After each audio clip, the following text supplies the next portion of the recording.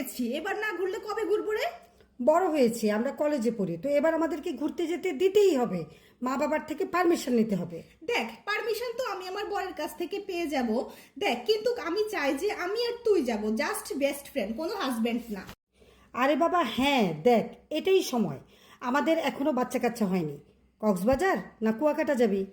এই না, কক্সবাজার না, এই বাচ্চা কাচ্চা নিয়ে কিভাবে সমুদ্রে স্নান করব? তার চেয়ে সিলেট চল। সিলেট? না না, এই ছোট বাচ্চা নিয়ে পাহাড়ে উঠতে পারবো না রে, ঠান্ডা লেগে যাবে। তুই না সত্যি এখনো ঘোরাচ্ছিস। আরে আমি কি ঘুরাচ্ছি, আমার ছেলে মেয়েগুলি ঘুরাচ্ছে আমাকে। ছেলেটা নতুন অফিসে জয়েন করেছে, তার পিছনে খাটতে হবে, আমি আর কখন ঘুরতে যাব? হ্যাঁ রে, ছেলে মেয়েরা তো বড় হয়েছে নাকি বল। এখন যদি ঘুরতে না যাস, বুড়ি বয়সে শান্তিনিকেতন যাবি নাকি? শান্তিনিকেতন তো অনেক দূর হয়ে যাচ্ছে রে।